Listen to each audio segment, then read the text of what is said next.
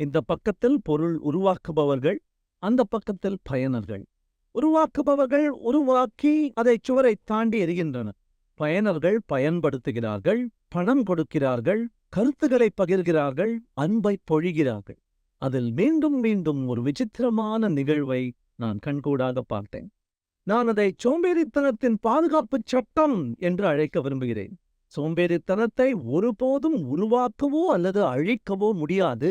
அதை ஒரு நபரிடமிருந்து இன்னொருவருக்கு மாற்ற மட்டுமே முடியும். அதிலிருந்து நாம் ஒன்றை மட்டுமே அறிந்து கொள்ள முடியும். நீங்கள் ஒரு சோம்பேறியான உருவாக்குபவராக இருந்தால், உங்களது தயாரிப்பை பயன்படுத்த கடின உழைப்புக்கு தயாரானவர்கள் மட்டுமே வருவர். நீங்கள் கடின உழைப்புக்கு தயாரான உருவாக்குபவராக இருந்தால், சோம்பேறிகளும் உங்கள் கருவியை பயன்படுத்துவர். இதற்கிடையில் நான் அறிந்து கொண்ட இன்னொரு தகவல், அதிகம் பணம் படைத்தவர்கள் இந்த சோம்பேறி பயனர்கள்தான்.